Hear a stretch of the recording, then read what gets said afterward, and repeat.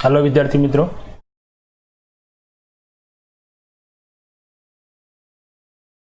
आज આપણે અમાલ્ગમેશન અકાઉન્ટ્સમાં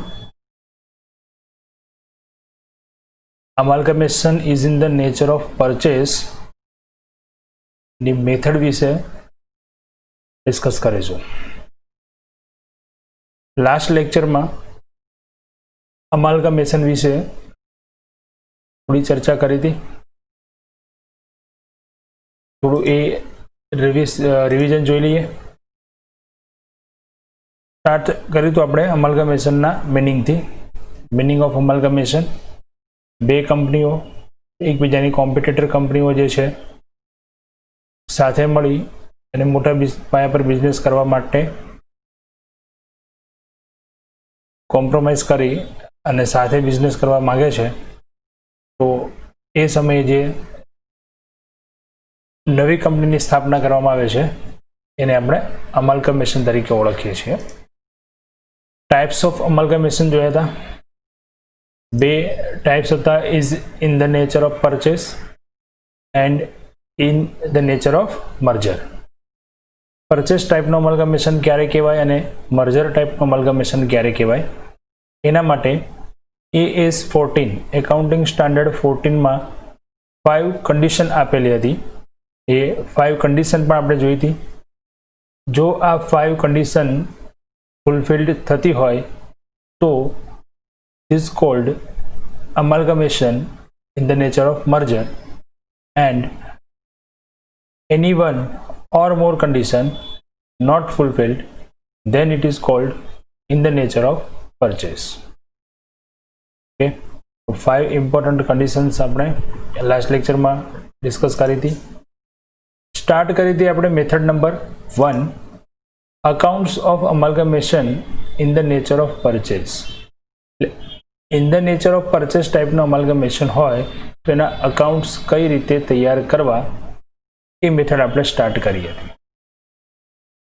અમાલ્ગમેશન નેચર ઓફ પરચેસ હોય કે નેચર ઓફ મર્જર હોય, બંનેની મેથડ અલગ અલગ છે, પણ સાથે સાથે અહીંયા આપણી પાસે પાર્ટીઝ પણ બે હોય છે, એક વેન્ડર અને બીજું પરચેસર. તો આપણે જે સ્ટાર્ટ કરી હતી method in the nature of પરચેસમાં, એમાં ફર્સ્ટ મેથડ આપણે સ્ટાર્ટ કરી હતી accounts in the books of purchasing company, એટલે hirer company.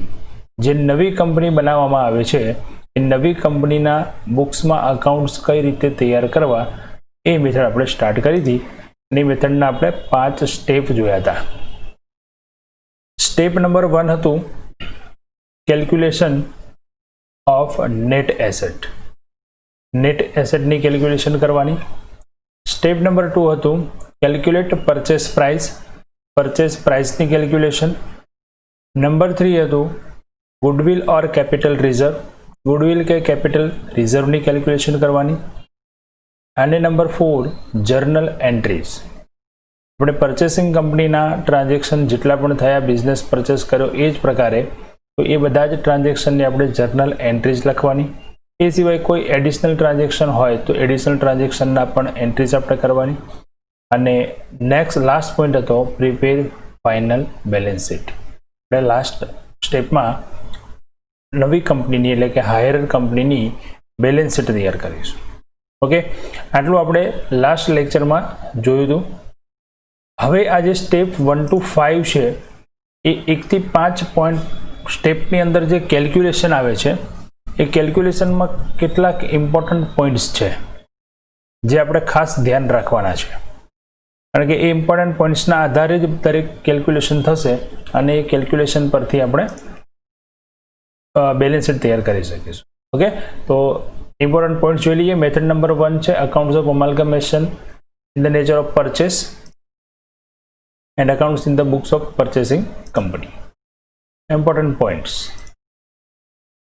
Okay, first point હતો, સ્ટેપ હતો આપણું first step, calculate net asset for both companies.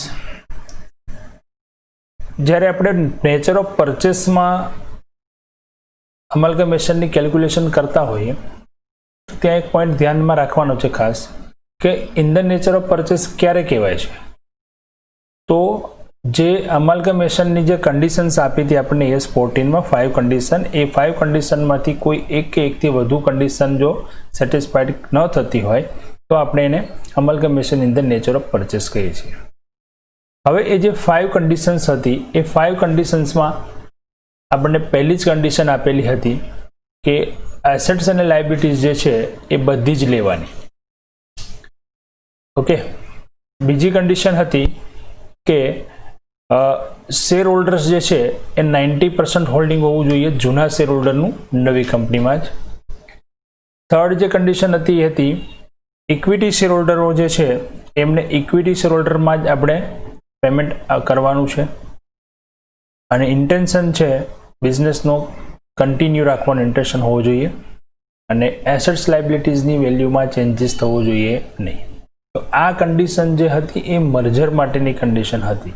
આમાંથી ધારો કે એક પણ કન્ડિશન કે એકથી વધારે કોઈ કન્ડિશન સેટિસ્ફાઈડ થતી નથી તો એને આપણે કહીશું amalgamation in the nature of purchase. તો પરચેસમાં આપણે કોઈ કન્ડિશન સેટિસ્ફાઈડ કરવાની જરૂર છે નહીં. તો પરચેસ ક્યારે ગણાશે? તો ક્વેશ્ચનની અંદર જ્યારે પણ તમને ઇન્ફોર્મેશન એવી આપી હશે કે કંપની નવી જે બનાવવામાં આવે છે એ જૂની કંપનીની એસેટ્સ અને લાયબિલિટીઝ આ કિંમતે લે છે, મતલબ એસેટ્સ લાયબિલિટીની નવી કોઈ વેલ્યુ આપી હશે. સેકન્ડ થિંગ, આ એસેટ્સ લેવાની છે, આ એસેટ્સ કે લાયબિલિટીઝ નથી લેવાની એવી કોઈ ઇન્ફોર્મેશન આપી હોય, નવી કિંમત આપી હોય, અથવા કોઈ એસેટ્સ લેવાની છે કે નથી લેવાની એની ઇન્ફોર્મેશન આપી હોય તો તરત જ આપણને ખ્યાલ આવશે કે આજે છે અમલગમેશન એ કેવું છે in the nature of purchase, કારણ કે સેટિસ્ફાઈડ કન્ડિશન જે આપી હતી એ સેટિસ્ફાઈડ થતી નથી. એસેટ્સ લાયબિલિટીઝની વેલ્યુમાં ચેન્જ નથી થતો અને એસેટ્સ લાયબિલિટી બધી જ લેવાની છે, આ એક કન્ડિશન હતી મર્જર માટેની. બે કન્ડિશનો પણ બંને આપણે સેટિસ્ફાઈડ નથી થતી તો એ શું ગણાશે? પરચેસ અમલગમેશન. બરાબર છે. તો હવે આગળ જઈએ કે in the nature of purchase હોય તો ઇન ધ નેચર ઓફ પરચેસમાં આપણે પહેલા સ્ટેપમાં ગણતરી કરવાની છે નેટ એસેટની. નેટ એસેટની ફોર્મ્યુલા હતી total assets minus total liability. જ્યારે તમે અહીંયા કેલ્ક્યુલેશન કરશો બંને કંપની માટે તો આ 5 પોઈન્ટ જે છે ખાસ યાદ રાખવાના છે. ફર્સ્ટ પોઈન્ટ છે અહીંયા the assets and liabilities which are taken by higher companies only taken in calculation. જે મિલકત અને જે જવાબદારી કે દેવું નવી કંપની હાયર કંપની એક્સેપ્ટ કરે છે એ જ આપણે કેલ્ક્યુલેશનમાં લઈશું. જે મિલકત કે જે દેવું નવી કંપની નથી લેતી એ આપણે ધ્યાનમાં લેવાનું નથી. Okay. Second, assets and liabilities are taken at market value. નવી કિંમત માર્કેટ વેલ્યુ જો આપણને આપી હોય તો એ માર્કેટ વેલ્યુ જ આપણે ધ્યાનમાં લઈશું ગણતરીમાં. જૂની વેલ્યુ એટલે કે બુક વેલ્યુ જે બેલેન્સ શીટમાં આપી છે એ ધ્યાનમાં લેવાની નથી. આના પરથી જ ત્રીજો પોઈન્ટ છે ખાસ અગત્યનો છે. ધારો કે કોઈ એસેટ્સ કે લાયબિલિટીની માર્કેટ વેલ્યુ કે આપી કંઈ સૂચના આપી જ નથી તો if market value is not given then taken it as per book value. Market value નથી આપી તો પછી બુક વેલ્યુ પ્રમાણે.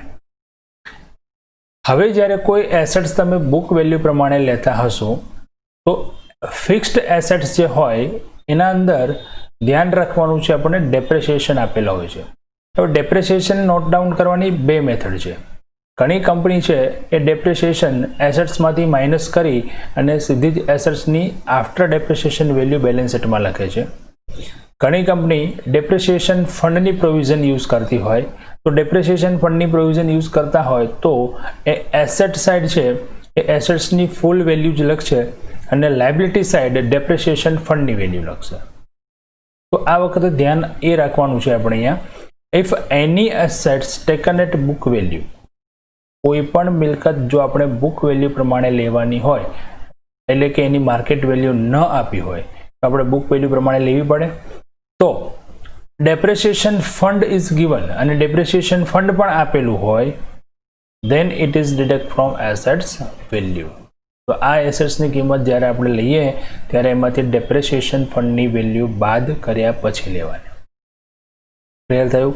આ ત્રણે ત્રણ પોઈન્ટ એકબીજાને કોરિલેટેડ છે, ધ્યાન રાખજો ખાસ. Assets liabilities taken at market value પ્રમાણે લેવાની, જો માર્કેટ વેલ્યુ નથી આપી તો બુક વેલ્યુ પ્રમાણે લેવાની, અને જો બુક વેલ્યુ પ્રમાણે લેતા હોઈએ અને કોઈ એસેટ્સનો ડેપ્રિસિએશન ફંડ પણ આપેલો હોય તો ડેપ્રિસિએશન ફંડ બાદ કર્યા પછી લેવાની. Okay. Old goodwill is ignored. Balance શીટમાં આપણને જે ગુડવિલ આપેલી છે એ ધ્યાનમાં લેવાની નથી. ઓલ્ડ મતલબ અહીંયા આપણે કેલ્ક્યુલેશન કરવી પડશે ગુડવિલની. પોઈન્ટ નંબર 3 આપણું સ્ટેપ નંબર 3 હતું calculate goodwill or capital reserve. એના અંદર આપણે એની ડિસ્કસ કરીશું, બટ અહીંયા આપણે એટલું યાદ રાખવાનું છે ઓલ્ડ ગુડવિલ ઇઝ ઇગ્નોર્ડ, એટલે જે જૂની બેલેન્સ શીટમાં જે જૂની આપણને ગુડવિલની વેલ્યુ આપી છે એ હવે ધ્યાનમાં લેવાની નથી. ફિક્ટિટિયસ એસેટ્સ આર ઇગ્નોર્ડ. અવાસ્તવિક મિલકતો એ પણ ધ્યાનમાં લેવાની નથી. પ્રિલિમિનરી એક્સપેન્સીસ હોય, ડિબેન્ચર ડિસ્કાઉન્ટ હોય, advertisement, suspense account, P&L account debit side આપણને આપેલ હોય, એસેટ સાઇડ તો એ લોસ છે તો એ પણ ધ્યાનમાં લેવાનું નથી. ઓકે. તો નેટ એસેટની કેલ્ક્યુલેશન વખતે આટલા પોઈન્ટ્સ ખાસ ક્લિયર રાખવાના છે. ઓકે. સ્ટેપ નંબર 1 આપણું અહીંયા કમ્પ્લીટ થશે. સ્ટેપ નંબર 1 માટે આટલા પોઈન્ટ્સ ઇમ્પોર્ટન્ટ છે અગત્યના યાદ રાખવાના છે. સ્ટેપ નંબર 2 હતું પરચેસ પ્રાઇસ માટેનું. પરચેસ પ્રાઇસ માટેની કેલ્ક્યુલેશન આપણે બે રીતે કરી શકીએ છીએ. પરચેસનું બધું જ આપણને જે વિગત આપેલી છે તો આપણે એને ટોટલ કરીશું એટલે પરચેસ પ્રાઇસ મળી જશે. ના આપી હોય તો નેટ એસેટની જે વેલ્યુ આવશે એ જ થઈ જશે એની પરચેસ પ્રાઇસ. એ આપણે મેથડ વિશે ડિસ્કસ કરી ત્યારે એમાં લખાયેલું છે. બરાબર. ઓકે. હવે સ્ટેપ નંબર 3 હતું એ પણ ખાસ અગત્યનું છે. અહીંયા એવું હતું two calculate goodwill or capital reserve. Goodwill અને કેપિટલ રિઝર્વ શું છે? ગુડવિલ આપણને ખબર છે. ગુડવિલ ક્યારે ગણાય, કઈ રીતે ગણાય, શાના માટે હોય છે? ગુડવિલ એટલે પાઘડી આપણે કહીએ. બિઝનેસ છે એની જે વેલ્યુ હોય એ વેલ્યુ કઈ રીતે નક્કી થાય? તો વેલ્યુ તો ખરેખર કઈ રીતે નક્કી થાય? આપણે કોઈ બિઝનેસ પરચેસ કરવો છે તો આપણે બિઝનેસની વેલ્યુ કઈ રીતે નક્કી કરીએ? કિંમત કઈ રીતે નક્કી કરીએ? એ બિઝનેસમાંથી આપણને કેટલી એસેટ્સ મળવાની છે અને કેટલી એની સામે એની લાયબિલિટીઝ છે એની કેલ્ક્યુલેશન કરીએ. એસેટ્સમાંથી લાયબિલિટીઝ માઇનસ કરીએ એટલે જે વેલ્યુ આવે જે આપણે જેને કહીએ છીએ નેટ એસેટ, તો એ નેટ એસેટ જે આવે એ જ આપણા એ બિઝનેસની થઈ જાય વેલ્યુ. આ જે વેલ્યુ થઈને એ વેલ્યુ આપણે એમની પાસે જે આપણને જે એસેટ્સ આપવાના છે, લાયબિલિટીઝ આપવાના છે એની આપણે વેલ્યુ નક્કી કરીએ. ઓકે. અને એમાં પણ આપણે આગળના સ્ટેપમાં જોયું old goodwill is ignored. Old goodwill આપણે ધ્યાનમાં લેતા નથી. તો જ્યારે તમારી કેલ્ક્યુલેશન પ્રમાણેની વેલ્યુ આવશે અને એની પરચેસ પ્રાઇસની જે વેલ્યુ આવશે એમાં આપણે જો ચેક કરીએ તો એવું કહી શકીએ કે કોઈ બિઝનેસની અંદર આની જે નેટ એસેટ હોય એના કરતાં વધુ કિંમત ચૂકવવી પડે અને કોઈ બિઝનેસમાં એવું પણ બને કે એની જે નેટ એસેટ હોય એના કરતાં ઓછી કિંમત પણ આપણે ચૂકવવી પડે. તો આ જે ઓછી કિંમત અને વધુ કિંમત જે છે એટલે કે નેટ એસેટ અને પરચેસ પ્રાઇસ વચ્ચેનો જે ડિફરન્સ છે એ ડિફરન્સ જ બનશે ગુડવિલ અથવા કેપિટલ રિઝર્વ. સમજીએ પહેલાં આપણે અહીંયા ફોર્મ્યુલાથી. ફર્સ્ટ અહીંયા જો ફોર્મ્યુલા આપણે લખી છે goodwill is equal to purchase price minus net asset and capital reserve is equal to net asset minus purchase price. Formula યાદ રાખવાની છે. MCQમાં તમને પૂછી શકે, ઓબ્જેક્ટિવ ક્વેશ્ચનમાં પૂછી શકે. ઓકે. ગુડવિલ એટલે purchase price minus net asset and capital reserve is equal to net asset minus purchase price. થોડું એક્ઝામ્પલથી ક્લિયર સમજીશું તો ફોર્મ્યુલા પણ યાદ રાખવામાં તમને ઇઝી રહેશે. જો એક્ઝામ્પલ છે કે આપણે નેટ એસેટ કેલ્ક્યુલેશન કરી હોય આપણે 10 લાખ રૂપિયા થઈ છે અને પરચેસ પ્રાઇસ જે છે એ થઈ જાય છે 12 લાખ. આ ક્યારે શક્ય બને? તો પરચેસ પ્રાઇસની આપણે બે મેથડ જોઈ. બે મેથડ વખતે આપણે પરચેસ પ્રાઇસમાં નક્કી કર્યું હતું એવું કે જો તમને total all purchase consideration clear આપેલા હોય તો એનું ટોટલ કરીએ તો એ ટોટલ જે આવશે એને કહીશું આપણે પરચેસ પ્રાઇસ. બટ જો ટોટલ નથી આપેલા, ક્લિયર નથી આપેલા તો આપણે શું ગણીશું? નેટ એસેટ, અને નેટ એસેટ જે આવશે એ શું થઈ જશે? Purchase price. હવે જો નેટ એસેટથી આપણે પરચેસ પ્રાઇસ નક્કી કરી હોય તો સ્ટેપ નંબર 3 આપણી ગણતરીમાં આવશે જ નહીં, કારણ કે જે નેટ એસેટ એ જ શું થઈ ગઈ? Purchase price. તો ડિફરન્સ છે જ નહીં તો ગુડવિલ પણ નહીં આવે અને કેપિટલ રિઝર્વ પણ નહીં આવે, તો સ્ટેપ નંબર 3 આપણે ગણવું પડશે નહીં. પણ જો આપણને પરચેસ પ્રાઇસ આપેલી હશે અને આપણે નેટ એસેટ પણ ગણીશું અને બંને વચ્ચેનો જો ડિફરન્સ હશે તો એ ડિફરન્સ કહેવાશે ગુડવિલ અથવા કેપિટલ રિઝર્વ. ચલો એક્ઝામ્પલમાં આપણે જોઈએ, નેટ એસેટ 10 લાખ હતી, પરચેસ પ્રાઇસ 12 લાખ હતી. તો 12 લાખમાંથી 10 લાખ બાદ કરીએ તો કેટલી કિંમત આવે છે? 2 લાખ. બરાબર. એટલે આપણે શું કર્યું? નેટ એસેટ 12 લાખ એ શું છે? 12 લાખ એ પરચેસ પ્રાઇસ છે અને નેટ 10 લાખ છે શું છે? Net asset. તો આપણે પરચેસ પ્રાઇસમાંથી નેટ એસેટ માઇનસ કરી તો શું મળે છે? 2 લાખ રૂપિયા. આ જે ડિફરન્સ આવ્યો એ ડિફરન્સ શું ગણાશે? તો એ ડિફરન્સ ગુડવિલ ગણાશે. બરાબર. એ ડિફરન્સ શું ગણાશે? ગુડવિલ. કઈ રીતે ગુડવિલ ગણાશે આપ સમજીએ. તો આ બિઝનેસની પ્રાઇસ નક્કી કરી 12 લાખ અને એની નેટ એસેટ જ્યારે આપણે ગણતરી કરીએ છીએ તો એ નેટ એસેટ કેટલી થઈ જાય છે? 10 લાખ. મતલબ આપણે 10 લાખનો બિઝનેસ 12 લાખમાં પરચેસ કરીએ છીએ. 10 લાખનો 12 બિઝનેસ જે છે એ આપણે એની વેલ્યુ આપણે કેટલી ચૂકવીએ છીએ? 12 લાખ. મતલબ જે વેલ્યુ છે એના કરતાં 2 લાખ રૂપિયા શું આપીએ છીએ? વધારાના. તો વધારાની જે કિંમત ચૂકવીએ છીએ શેના માટે? તો એની ક્રેડિટ માટે. અત્યાર સુધી એ બિઝનેસ એમને ક્રેડિટ, એનો બ્રાન્ડિંગ જે થયું એની વેલ્યુ આપણે એમને એક્સ્ટ્રા આપીએ છીએ. તો એ એક્સ્ટ્રા વેલ્યુ એ જ આપણા માટે શું થઈ જાય? ગુડવિલ. બરાબર છે. ચલો એના પછી સેકન્ડ એને એ જ એક્ઝામ્પલ જોઈએ. માની લો કે નેટ એસેટ 12 લાખ છે અને પરચેસ પ્રાઇસ 10 લાખ છે. તો આપણે જોઈએ અહીંયા 10 લાખ માઇનસ 12 લાખ કરીએ એટલે કે purchase price minus net asset કરીએ તો વેલ્યુ શું થઈ જશે? -2 લાખ. આનો મતલબ શું થયો? તો આપણો બિઝનેસ છે એની વેલ્યુ થઈ જાય છે 12 લાખ. બિઝનેસની વેલ્યુ 12 લાખ છે પણ પરચેસ કેટલામાં કરીએ છીએ આપણે? 10 લાખમાં. મતલબ આપણને પ્રોફિટ થાય છે, ફાયદો થાય છે. 12 લાખનો બિઝનેસ આપણને 10 લાખમાં જ મળે છે. એટલે કે 2 લાખ રૂપિયા આપણે ઓછા ચૂકવવા પડે છે. જો અહીંયા વેલ્યુ માઇનસમાં દેખાય છે. બરાબર. 2 લાખ રૂપિયા આપણે શું કરવું પડે છે? ઓછા ચૂકવવા પડે છે. તો એ આપણા માટે પ્રોફિટ થાય છે. એટલે આપણે એ પ્રોફિટ એને શું કહીશું? Capital reserve. ક્લિયર થયું બધાને? જો ગુડવિલ અને કેપિટલ રિઝર્વ ક્યારે આવશે? તો એના માટે આપણે સિમ્પલ વસ્તુ યાદ રાખવાની છે. કન્સેપ્ટ મેં તમને જે કહ્યું એ એક્ઝામ્પલ જોવું ફરી. એસેટ નેટ એસેટ કેટલી છે? 10 લાખ. પરચેસ પ્રાઇસ કેટલી છે? 12 લાખ. મતલબ પરચેસ પ્રાઇસ કેવી છે? વધુ. એટલે આપણે વધારે પૈસા ચૂકવીએ તો જેટલા વધારે ચૂકવીએ એ શું ગણાય? ગુડવિલ. અને જો નેટ એસેટ 12 લાખ હોય અને પરચેસ પ્રાઇસ 10 લાખ છે એટલે કે મતલબ શું થયું? પરચેસ પ્રાઇસ ઓછી છે, ઓછી કિંમત ચૂકવીએ છીએ તો જેટલી ઓછી ચૂકવીએ એ આપણા માટે શું થઈ જાય? Capital reserve. ઇન શોર્ટ એટલું યાદ રાખો, પરચેસ પ્રાઇસ વધુ તો ડિફરન્સ જે આવશે એ શું ગણાશે? ગુડવિલ. અને પરચેસ પ્રાઇસ ઓછી તો ડિફરન્સ જે આવશે એ શું ગણાશે? Capital reserve. ઓકે. અહીંયા એક્ઝામ્પલમાં મારે ફોર્મ્યુલા એડિટ કરવામાં થોડું મિસ્ટેક છે. નેટ એસેટ માઇનસ પરચેસ નહીં આવે, અહીંયા purchase price minus net asset આવશે. ઓકે, એ થોડું ધ્યાન રાખજો. હું PDF મોકલું એમાં તમને કરેક્શન કરી દઈશ. ઓકે.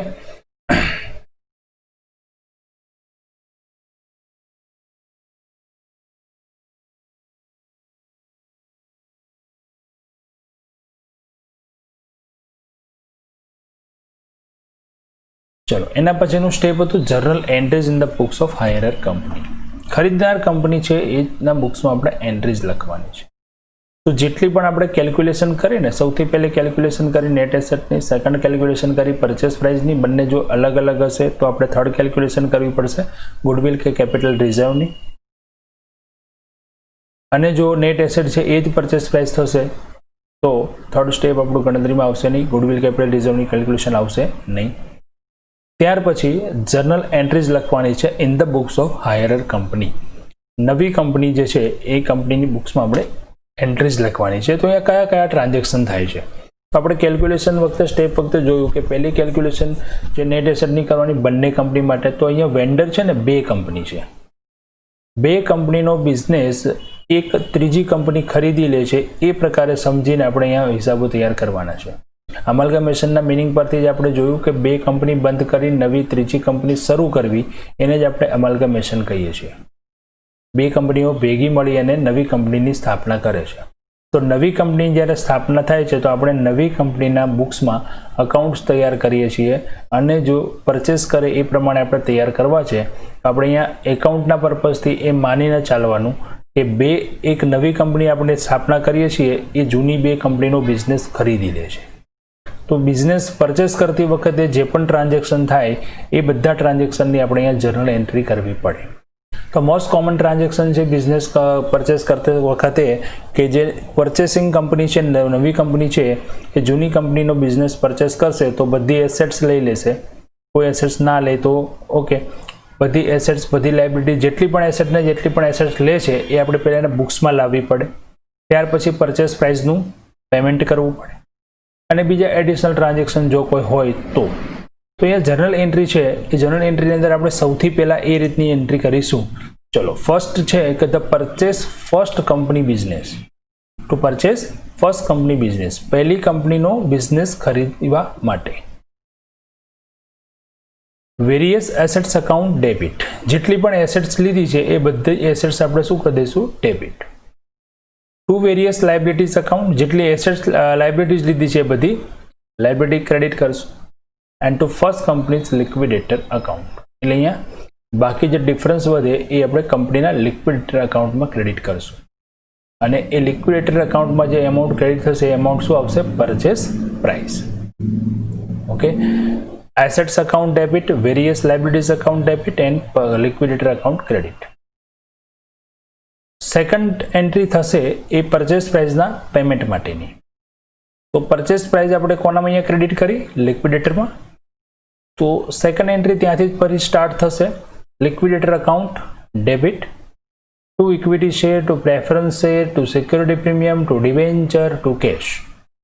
પરચેસ પ્રાઇસમાં જેટલી પણ વસ્તુ તમને આપી હશે એ બધું જ તમારે શું કરવાનું છે? અહીંયા ક્રેડિટ. બરાબર. સેકન્ડ સ્ટેપમાં આપણે પરચેસ પ્રાઇસની કેલ્ક્યુલેશન કરીએ છીએ. એ પરચેસ પ્રાઇસમાં જેટલી વસ્તુ આપણે ગણેલી છે એ બધું શું કરી દેવાનું? અહીંયા ક્રેડિટ. શેર્સ છે પ્રીમિયમથી આપેલા હશે તો પ્રીમિયમ અકાઉન્ટ આવશે. ડિબેન્ચર આપેલા હશે ઇક્વિટી શેર હોલ્ડરને કેમને તો ડિબેન્ચર અકાઉન્ટ આવશે. કેસ આપેલા હશે તો કેસ આવશે.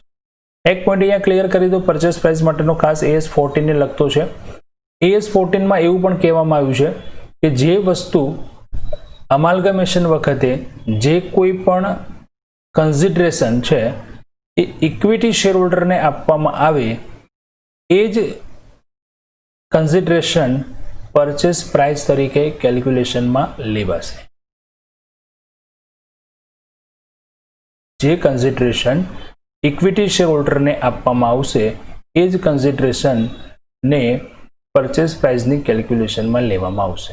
શેર હોલ્ડર્સને, ઇક્વિટી શેર હોલ્ડરને પ્રેફરન્સ શેર હોલ્ડર. એની સાથે એવું કહી શકીએ ડિબેન્ચર હોલ્ડર જે છે એમને જૂના ડિબેન્ચરની સામે નવા ડિબેન્ચર આપશો તો એ પરચેસ પ્રાઇસની કેલ્ક્યુલેશનમાં આવશે નહીં. પણ ડિબેન્ચર છે એ આપણે ઇક્વિટી શેર હોલ્ડરને આપીશું તો પરચેસ પ્રાઇસની કેલ્ક્યુલેશનમાં આવશે અને અહીંયા આપણે ક્રેડિટ કરીશું. પણ જૂના ડિબેન્ચરની સામે નવા ડિબેન્ચર આપ્યા હોય તો એ અહીંયા આવશે નહીં. બરાબર છે. આજે બે એન્ટ્રી કરી એવી સેમ ટુ સેમ બીજી બે એન્ટ્રી થશે સેકન્ડ કંપની માટે. Assets account debit to liabilities to liquidator અને પેમેન્ટ માટે liquidator account debit to equity share, to preference share, to premium, to debenture, to cash. આ સેકન્ડ કંપની માટે to purchase second company business, assets, liabilities અને liquidator. તો ચાર entry જે છે એ તો કોમન એન્ટ્રી થઈ ગઈ બંને કંપનીઝ માટે. હવે એડિશનલ ટ્રાન્ઝેક્શન જે છે, એડિશનલ ટ્રાન્ઝેક્શન ચાર હોય છે, અહીંયા આપણે યાદ રાખવાના છે. ચાર ટ્રાન્ઝેક્શન, એમાં ફર્સ્ટ છે for cancellation of debenture. Cancellation of debenture અથવા એવું કહી શકીએ new issue of debenture to old debenture holder. જૂના ડિબેન્ચર હોલ્ડરને નવા ડિબેન્ચર આપવામાં આવે ત્યારે તો old debenture account debit to new debenture account. જો ડિબેન્ચર હોલ્ડરને ડિબેન્ચર આપવામાં આવે તો પછી એ આપણે પરચેસ પ્રાઇસમાં નહીં આવે તો પછી એની અલગથી એન્ટ્રી કરવી પડશે. Preliminary expense paid.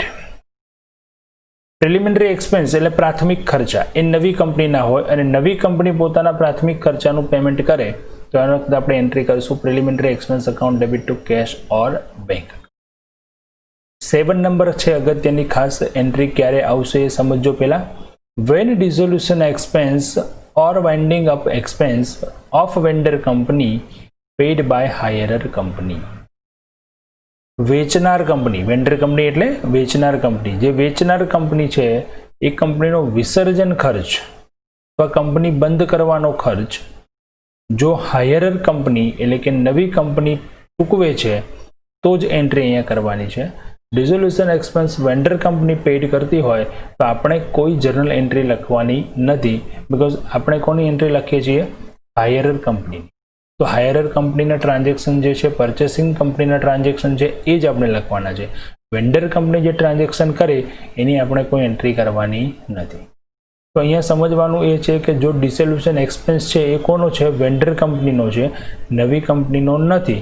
પણ એ પેઇડ કરે છે હાયરર કંપની, તો એન્ટ્રી આપણે કરીશું goodwill account debit to cash or bank.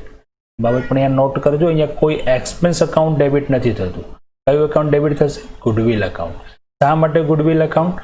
આપણે આ બિઝનેસ વેન્ડર કંપનીને પરચેસ કર્યો ત્યારે જ આપણે પરચેસ પ્રાઇસ તો આપી દીધી છે, બટ પરચેસ પ્રાઇસ ઉપર આપણે એનો વિસર્જન ખર્ચ પણ ચૂકવીએ છીએ.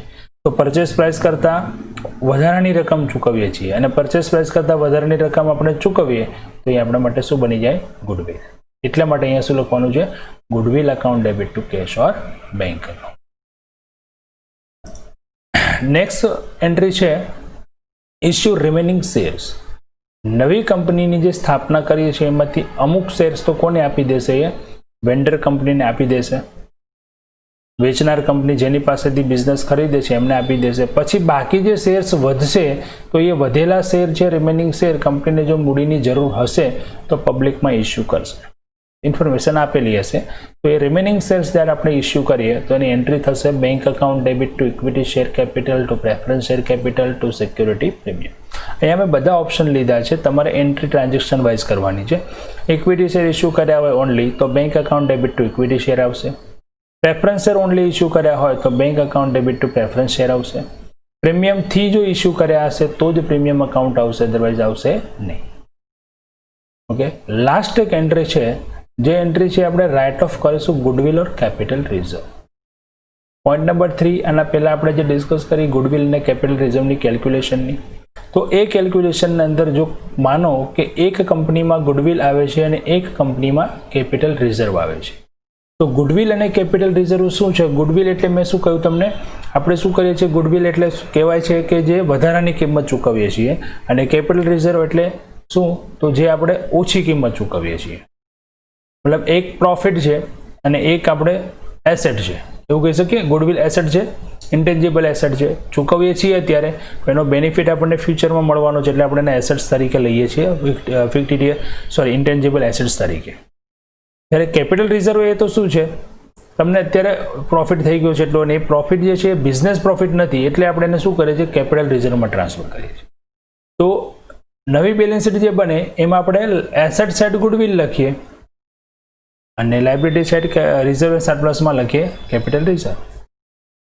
તો કંપનીના નિયમો પ્રમાણે આ યોગ્ય નથી. એક બાજુ તમે એસેટ બતાવો છો, ઇન્ટેન્જિબલ એસેટ, અને બીજી બાજુ એનો પ્રોફિટ બતાવો છો. તો આ બંનેને આપણે મર્જ કરી દેવાનું. મર્જ કરી દેવાનું એટલે બંનેમાંથી કોઈ એક જ અકાઉન્ટ બતાવવાનું. તો જેની વેલ્યુ ઓછી છે એ વેલ્યુને આપણે રાઇટ ઓફ કરી દઈશું. રાઇટ ઓફ કરી દઈશું એટલે કે બંને અકાઉન્ટ એકબીજા સામે એડજસ્ટ કરી દઈશું, અને કોઈ એક જ અકાઉન્ટ આપણું બેલેન્સ શીટમાં આવશે એ પ્રમાણે આપણે એની જનરલ એન્ટ્રી કરવાની. તો એન્ટ્રી છે ને કોમન છે. ધારો કે ગુડવિલની રકમ વધારે છે કે કેપિટલ રિઝર્વની રકમ વધારે છે, વધારે કોઈ પણ હોય, પણ એન્ટ્રી એની કોમન છે. આપણે રિવર્સ એન્ટ્રી કરવાની છે રાઇટ ઓફ કરવા માટેની. તો capital reserve account always credit હોય, એને રિવર્સ કરવા માટે આપણે શું કરવું પડે? Capital reserve account debit to goodwill. Goodwill હંમેશા ડેબિટ હોય તો એને રિવર્સ કરવા માટે શું કરવાનું? To goodwill. હવે આમાં એમાઉન્ટ કઈ લખવાની? તો બંનેમાંથી જેની અમાઉન્ટ ઓછી હોય એ લખવાની, એટલે ઓટોમેટિક એ એકાઉન્ટ શું થઈ જશે? કેન્સલ, રાઇટ ઓફ થઈ જશે, અને નવી બેલેન્સ શીટ જે બનાવીશું એમાં એ એકાઉન્ટ આવશે નહીં. ઓકે, તો આ થઈ આપણી જર્નલ એન્ટ્રીઝ. આ જર્નલ એન્ટ્રીઝમાં યાદ રાખો ટોટલ 9 એન્ટ્રીઝ છે.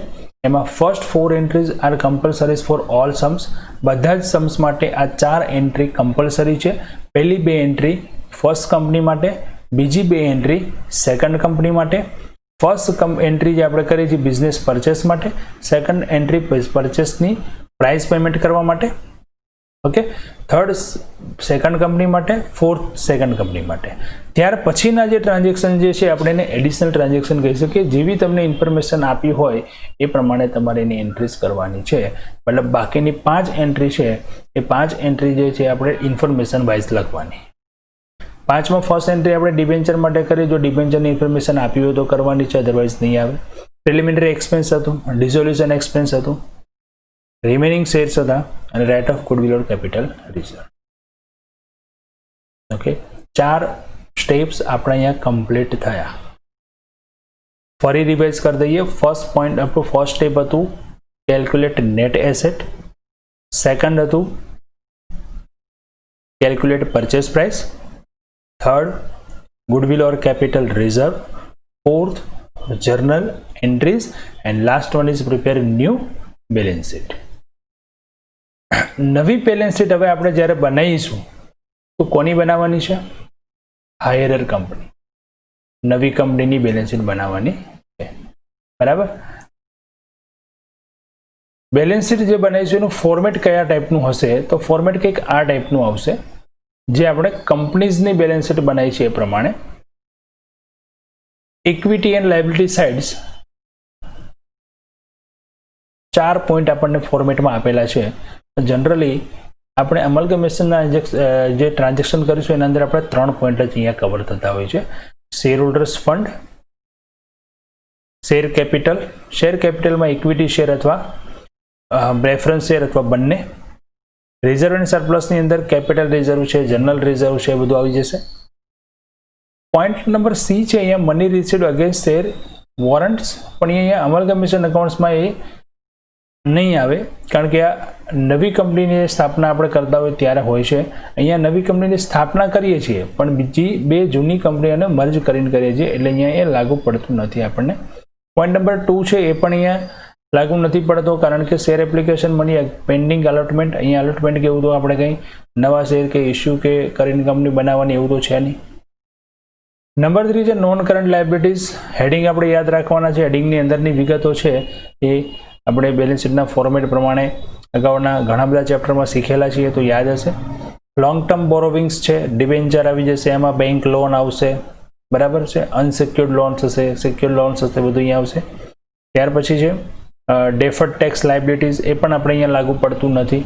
અધર લોંગ ટર્મ લાયબિલિટીઝ, ડિબેન્ચર વગેરે સિવાયની કોઈ પણ લોંગ ટર્મ લાયબિલિટીઝ હોય. લોંગ ટર્મ પ્રોવિઝન્સ છે. ઓકે, કરંટ લાયબિલિટી છે. એના પછી શોર્ટ ટર્મ બોરોવિંગ્સ, ટ્રેડ પેએબલ્સમાં આપશે ક્રેડિટર્સ અને બિલ્સ પેએબલ. અધર કરંટ લાયબિલિટીઝ, કોઈ પણ અધર કરંટ લાયબિલિટીઝ હોય, આઉટસ્ટેન્ડિંગ એક્સપેન્સીસ છે વગેરે.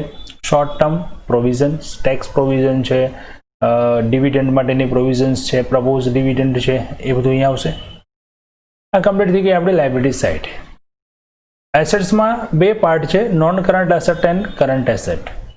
નોન કરંટમાં ફિક્સ્ડ એસેટ્સમાં 2 ટાઈપ અલગ કર્યા છે આપણે. 3-4 ટાઈપ છે અહીંયા. Tangible assets, intangible asset, capital work in progress and intangible assets under development.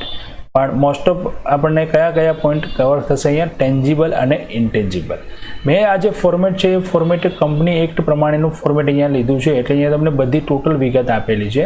Generally આપણે જ્યારે અહીંયા બનાવવાની આવશે તો એમાંથી અમુક વિગતો જે છે એ ખાલી આપણે ફોર્મેટ માટે યાદ રાખવાની છે. બાકી કેલ્ક્યુલેશનમાં એ આપણને અમલગમેશન્સ માટે નથી આવતી. બરાબર છે.